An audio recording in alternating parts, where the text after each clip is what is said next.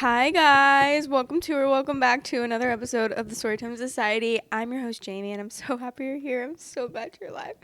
Don't mind me. I was just crying at a TikTok video of this girl, the Alexia Eats, I think her name is. She went to an Ethiopian restaurant and I don't know why I literally cry so easily. No, I say this every video, but seriously, I was just crying the whole video. It was an empty restaurant and the food looked so good and the woman was so nice and just she looked so sweet and I was like, ugh, I literally I don't know. It's just sad. I hope that I'm sure that's gonna bring in a lot of business for her. It had 500,000 likes already and people are probably reposting that, but good people just deserve so much better.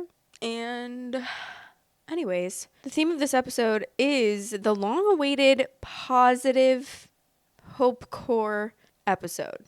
Thank God, right? And honestly, it's hard to find these, but I found a subreddit also with updates as well. Thank God. But I found a subreddit that's it's called Best of Positive Updates. So thank God, because that made it a lot easier on me. Also, if you haven't already, please press the subscribe button, press the like button, leave a comment wherever you are. I love you so much. And I also did post a vlog. I'm going to try to start posting more vlogs and more personal content on my vlog channel. It's linked in the description if you are interested in watching. Okay, let's get into the first story. The title of the first story is, I'm a waitress and I, female 24, have a huge crush on a regular customer. Help. So I, female 24, work part-time as a waitress, trying to pay off student loans. And I have a huge crush on a guy who tends to come in for breakfast or lunch a couple of times a week on the days I'm working. He's handsome, super sweet, and I'm pretty sure he's single, but I'm not 100% sure. If I had to guess, I'd say he's 25 to 27. I've gotten to know him a little bit since we sometimes talk if I'm not too busy. He said he moved here a few months ago. I'd love to ask him out, but I have no idea how, and plus, I get really nervous around him. Whenever he comes in, my manager always makes sure I get him since she knows I have a big crush on him. His bill is usually between $8 and $9, but he always pays with a 20 and tells me to keep the change. Do you think that might be a sign he likes me? My manager said she's seen him drive a really expensive sports car a couple of times, so the large tip might not mean anything. But she said she catches him looking at me quite a bit and said he never comes in when I'm not working. Considering I'm kind of a shy person, what's the best way to ask him out without being extremely embarrassed or nervous? My hands are sweating just thinking about it. I feel like there's ways that you could ask, if he's in a relationship first without asking. I don't know, engaging in conversation with him, but I guess she gets really nervous, so that makes sense why she maybe doesn't. But I feel like if he's a regular, it would be oh, I don't know. How do you ask that without, I don't know, because I feel I don't know how it would be with since it's, I don't know, I feel it's different since it's a girl waitress and a guy customer. But for me, if I was going to a restaurant weekly and I was always getting the same male worker, I would honestly be kind of upset if they asked me out.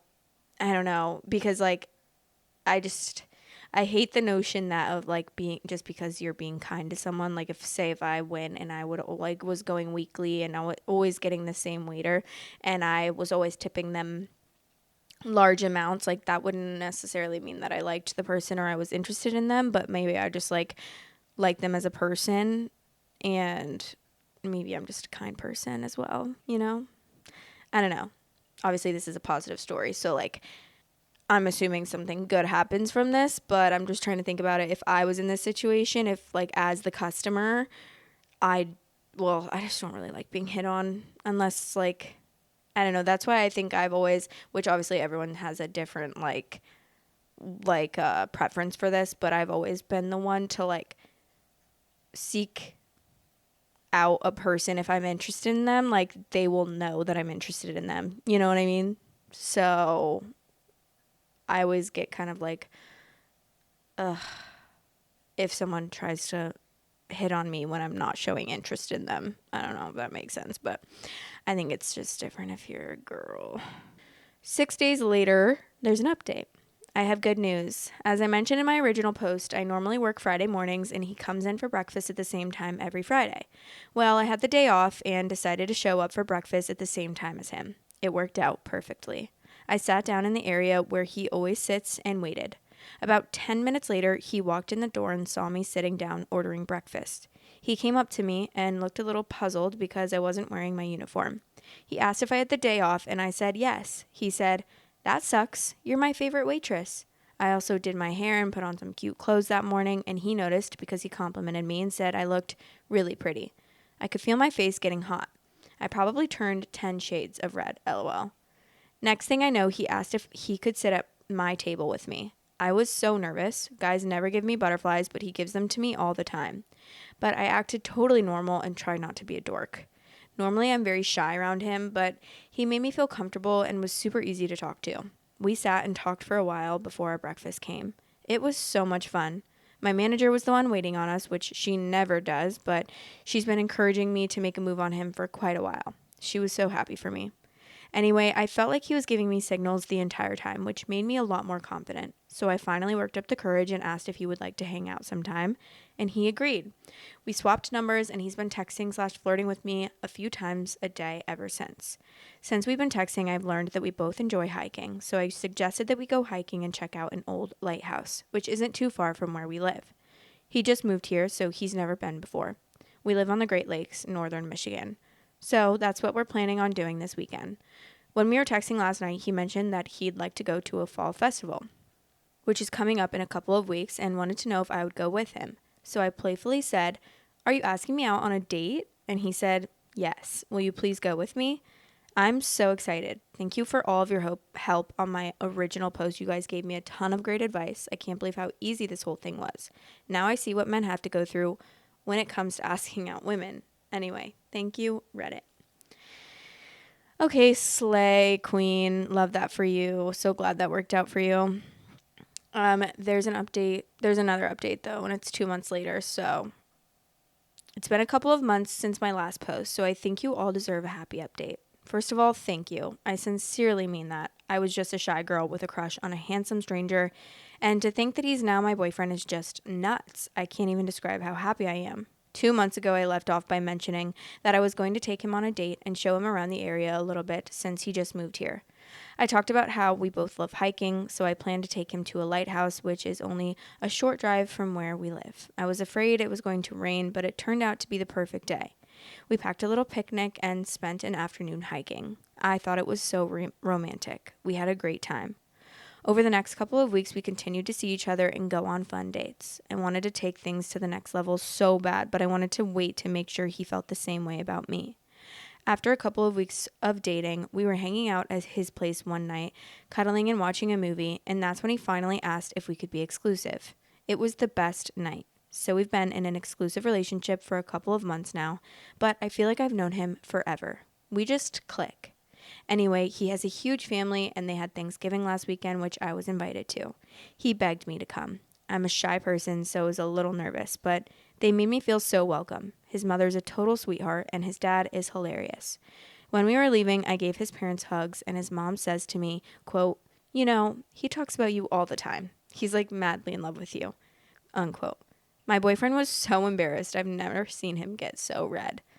I invited him to my family's Thanksgiving as well, and my family loved him, which was a huge relief because my dad hasn't liked any of my past boyfriends. But he immediately took a liking to him and had to show him around his shop because they're both into cars. It was so nice to finally bring a guy home that my dad approves of, and of course, my mom and aunts thought he was a hunk. LMAO. Talk about awkward.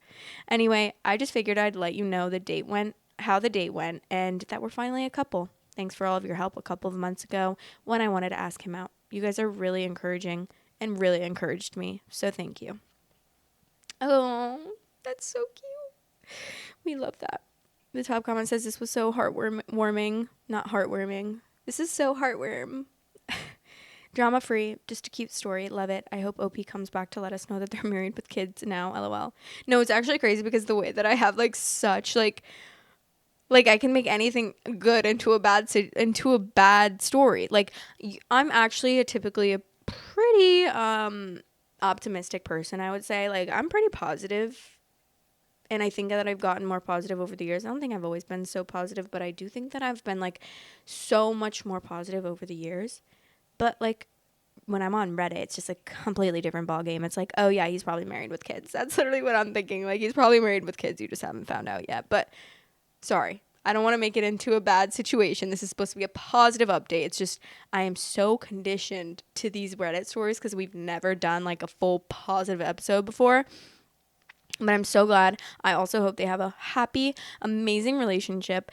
I love that we saw like it unfold, and I hope that they also, if they want to get married, I hope they get married, and if they want to have kids, I hope they have kids and have a happy life together. Or if they don't, I hope they have a happy life together regardless. Okay? Okay, slay. Sorry, that was like kind of cringe, but the next story, the title is My Male 34 Wife, Female 32, has been cutting the strings off my pajama pants, and she won't admit it. Not sure why. For background's sake, we've been married for 10 years. This behavior is pretty recent. This really isn't that bad, but I was hoping someone could have an explanation. Maybe I ask her about this and she just denies it, but we don't have kids, so it can only be her. In the last year or so, I've been discovering the tie strings for my pajama pants have been disappearing. It can only be her removing these because we don't have kids and I'm the only one who actually has to leave the house to go to work. So she's alone in the house a lot. Her pants still have all of their strings, but none of mine do. I have bought more pants to replace the ones with missing strings, but those eventually go missing too. We have a good relationship, and I don't know why she denies it when I ask about it. It's really not that big of a deal, so I don't really press the issue. It's just really bizarre. She's a bit of a prankster, and so am I, but I don't know what the point of the prank is, if this is indeed some sort of practical joke. Does anyone else have any experience with this sort of thing? I'm dead at that. That's hilarious. I don't know. Like, why would she be cutting off, but also why would she be lying about it? There's 3 like tiny updates. Okay, update 1. I just got home and checked inside the waistbands of all my pajama pants. I only have 5 of them, so it didn't take long. No strings in them, so they definitely didn't retract. I need to get some sleep, so I'll check the washer drum and filter when I wake up. Update 2, someone in the comments suggested maybe my cat had been taking them out and hiding them since cats tend to have hiding spots. One of his is under the couch. I just checked and I found one there. It's just one, but it's a start. I'm going to check his other spots too. Update 3. Okay, so when my wife woke up, I told her about finding a string in our cat's hiding spot. She was amused and wanted to help me look for his other spots for them too. Well, none of his other known spots had them, but she noticed something weird about the back of our couch. It had a small hole in the bottom of it. I shined a flashlight in the hole and found a whole bunch of random stuff in there. We took the cushion off this section of the couch and cut a hole next to the spring, and voila, we found his true secret stash. All my strings were there. Not only that, but we found pretty much all of my wife's missing smaller squishmallows and her missing AirPods. We even found a missing pendant that we've been trying to find for years. I'm going to buy her a box of chocolate. Wait, why? I don't think my cats ever do that. But now that I'm thinking of it, like little things, I'm missing an AirPod. I wonder if they don't have hiding spots though. Like they don't take things and hide them. And I feel like I would know because my cat's obsessed. One of my cats is obsessed with straws. So she will like literally like fucking yell at a straw all day long and like play with it for so long. And like she never hides it. It usually like slips under the rug and then she'll like claw at the rug and meow at the rug for like until I get up and get the straw out of the rug from her. But she doesn't like purposely put it under there. It just like happens to go under there when she's playing with it. But that's actually crazy. I'm dead. Someone said, LOL, their cat is a klepto. I hope they learned a lesson not to jump to blame their partner for unexplained things until they actually have a reason to believe that they're the cause. That's a great way to resent someone for something they aren't even aware is happening. I feel like also when you're thinking about like, I feel like I always lose the strings to my pajamas, like ever since I was younger. I feel like it always ends up either like retracting inside the waistband, or it just like ends up falling out if they're complete, like if they have the ability to completely come out, or one side has like the string and the other side doesn't. So I just like take out the whole string. I don't know. I feel like I wouldn't necessarily ever think that like my boyfriend's cutting. I mean, maybe I guess if they're like pranksters, I guess I get why he would assume that, but I would never be like, oh, my boyfriend's cutting off the strings of my pajama pants. I would never think that. I would think maybe he just like pulled one out because it was like super uneven or whatever. Or maybe it just like came out in the washer or something, but that's funny. All right. The title to the next story is Me, 40 male, with my wife, 40 female of 10 years. Disappointing anniversary gift. My wife and I have been married for 10 years and we celebrated our anniversary 2 weeks ago. For them that don't know, the 10th is considered the diamond anniversary, and I knew that this anniversary was really important to my wife. Don't get me wrong, it was important to me as well. We've been a good team for 10 years, but it was a really big deal for her, and I wanted to spoil her. So I had picked up some extra work over the last 6 months to make sure that I had money to buy her some nice gifts and to take her out for a nice night. My wife had been asking me about what I would like, and I pointed out that I could do with a new desk. We had spoke about it since she wasn't happy buying me furniture for our anniversary, but I explained that I spent a lot of time sitting there and could really do with a new one. I pointed out a couple of options that I liked, all affordable and solid. On the day, I got a flat-packed POS from a well-known, what's a POS? Furniture company. Compared to my current desk, it is small, flimsy, and doesn't have anywhere to store my stuff. So I haven't used it. I'm not mad, I'm just disappointed. The problem is that my wife keeps asking me why I won't ever change to the new desk. I have no idea how to tell her, and I don't want to turn it into a fight. How do I say, darling, you bought me shit for a gift, without saying that? Okay, so, well, I get that, though. I would be like, what the helly? What the hellionte? Why would you do that? But there's a small update, and it's posted the same day, and it says, update, they played me like a damn fiddle. I took some of the good advice here, and I sat down with my wife when she came home. I told her the desk was too small for me and asked if it would be okay if we took it back and got something bigger. The whole time, she sat there with a poker face. Finally calls our daughter and says it only took him 15 days. Turns out that my wife thinks she's a comedian, and so does my daughter. There's some sort of crazy oak desk being shipped to us. When my wife ordered it, they told her it would take about 3 weeks to get to us, so my darling daughter convinced my wife that they should pass off her new desk as my gift. Thanks to everyone that offered advice. Oh my god, I'm dead. That's funny. Kind of setting up your husband for failure, but that's so funny that he literally waited that long. I feel like that's so sweet, though, that he was like so concerned to be like, I don't want her to think that I don't know, like I don't want her to get mad or like be upset that I don't like the gift. The top comment says, these are the kinds of posts I subbed here for. Big ol' happy smile for happy hubby and a clearly healthy relationship. It had a happy ending. They're not getting a divorce. There was no affair partner. What sub am I in? This story reminds me of that scene in Modern Family where Phil thinks that Claire forgot Valentine's Day and he was super disappointed, but she was actually secretly planning the best date ever and learning magic for him. Aw. Someone said 10th anniversary is the diamond anniversary. That's a new one. That's funny. And I've actually didn't even really think about it, but I always just kind of believe that kind of stuff. Let's look up if the 10th anniversary...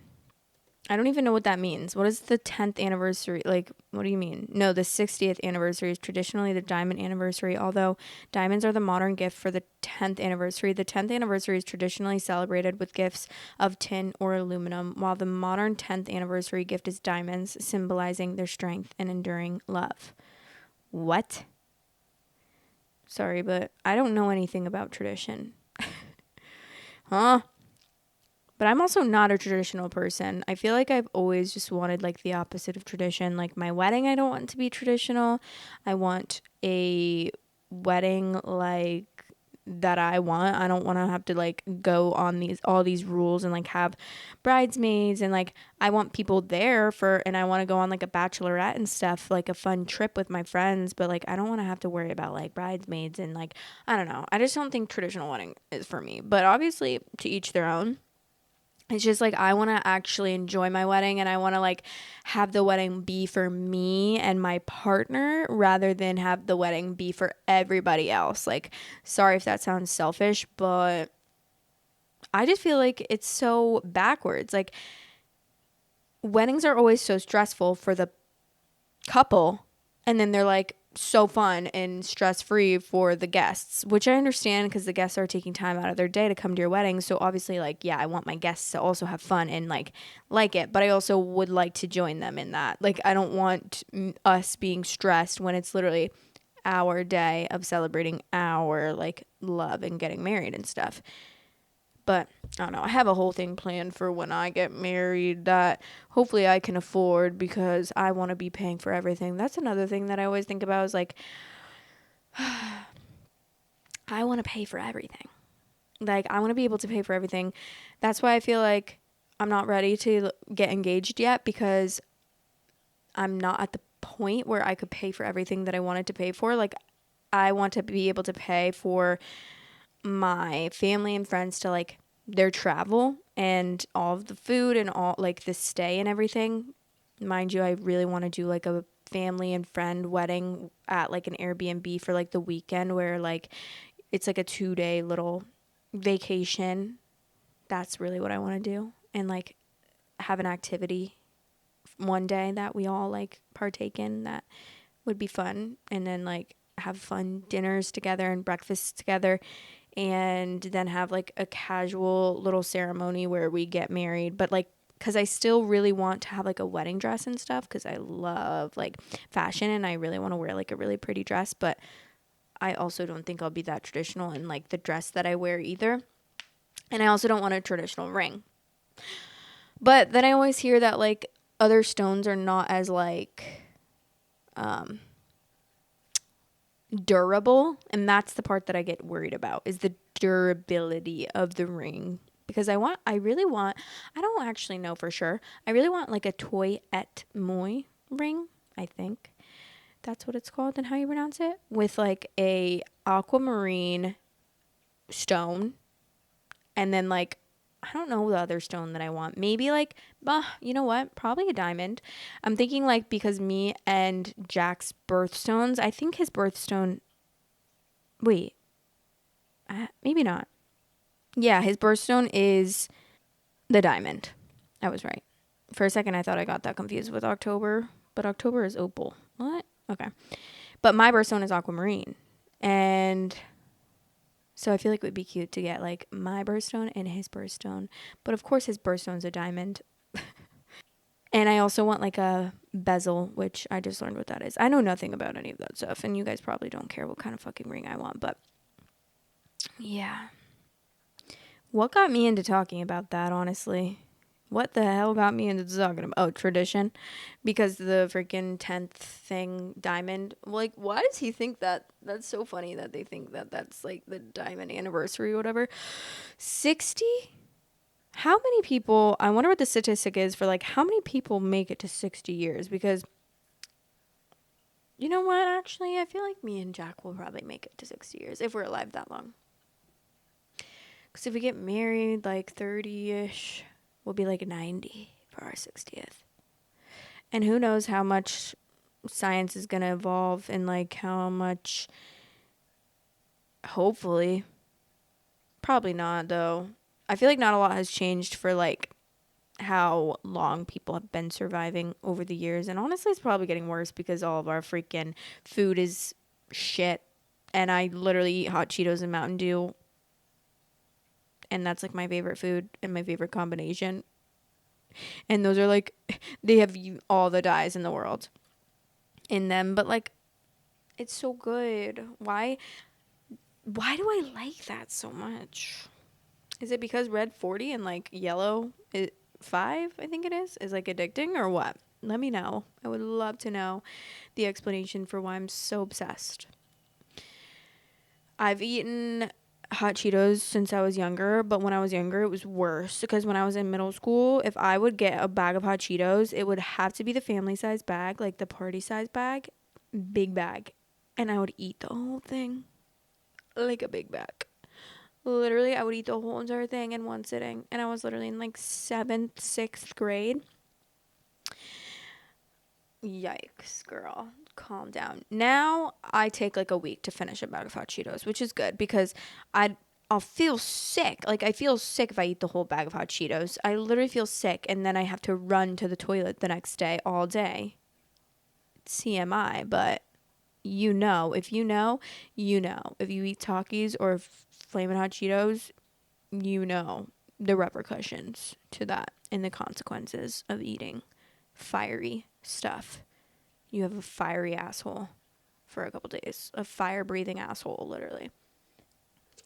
But those are all the positive stories we have for today.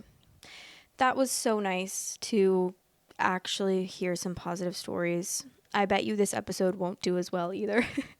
I've been thinking about that. I'm like, I like to still put out like other types of content, even if it doesn't do that well analytically. And like, even if I know that it's not going to perform that well, I still like to like throw out some other types of content. So obviously I wanted to do this episode, but I just know that the positive episode is probably not going to do well because I just feel like no one wants to hear. Like a lot of people I'm sure do, but for a majority of people probably don't want to hear any of these positive stories. People like drama, and honestly, I'm one of those people. I do like hearing about drama. Do I like drama in my life personally? No. Hate that. Stressful, anxiety, anxious, nervous, panic attacks. That's how I feel if drama's in my life. But if I'm reading or watching drama, absolutely. I'm tuning in. I'm sat, girl. Gimme the tea. So that's probably why this is my job.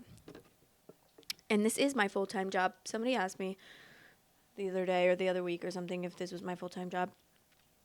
And I was like, yes. It has been my full-time job for a while, but for a while I was relying on TikTok and now I'm not. Which is so nice because the other ways that I monetize is like so much more stable and it's more relying on the podcast. So I feel like I put so much more energy into the podcast and I don't have to worry about like making a quick buck on like TikTok or anything anymore, which is actually so nice. Like I'm so thankful for that because that's literally what I've been manifesting.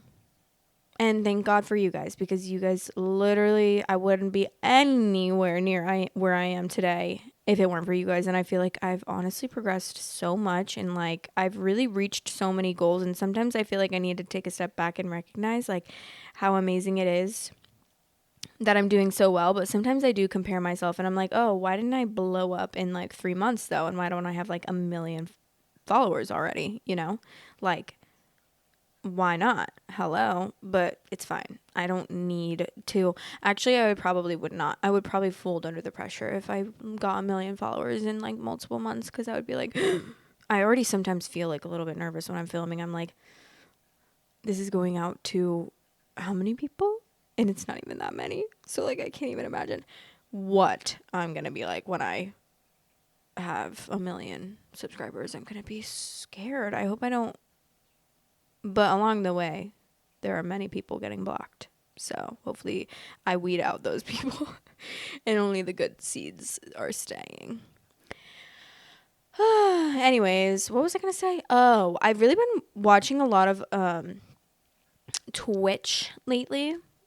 Literally just been watching Hassan Piker because he's been covering a lot of news and stuff. I mean, he always does, but I've been watching him a lot lately, and I've been really wanting to go to Twitch, but I don't play video games, and I'm not going to go on and talk about politics either.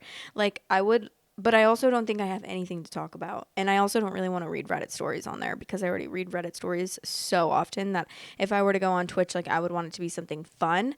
I don't play video games, though, and I don't really want to start. Maybe? I don't know. I don't know what, I'm not good at video games. I'm so bad, but I think I've just had like also Vanilla Mace. Like she is so, I love her streams as well. Literally Hassan and Vanilla Mace are the only 2 people I follow on Twitch right now. I'm a very new at like listening to Twitch and watching Twitch streamers, but I just love those people. So they're like inspiring me to start streaming, but like, why would I stream? What am I going to stream?